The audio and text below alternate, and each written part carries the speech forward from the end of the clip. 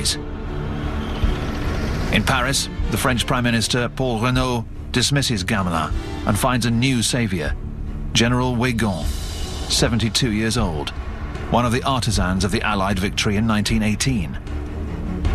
To bolster morale, Reynaud names another World War I hero as vice premier, 84-year-old Marshal Pétain, who will soon turn his back on Reynaud's policies.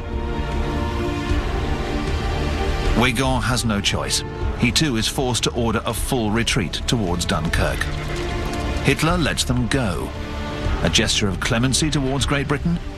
Is he still hoping for a separate peace?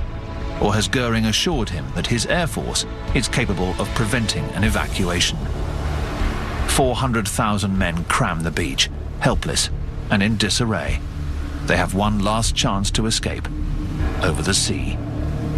Churchill orders any vessel that can float to go and get them.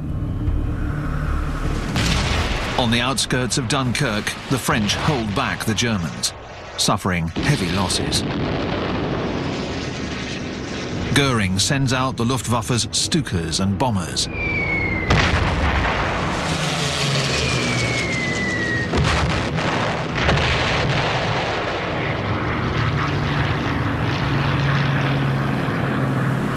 "218,000 British and 120,000 French troops are successfully evacuated.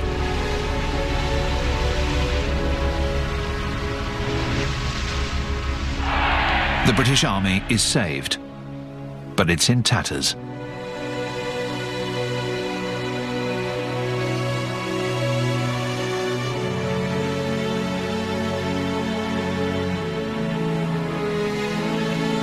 The French will be sent back to France in a final attempt to defend their country.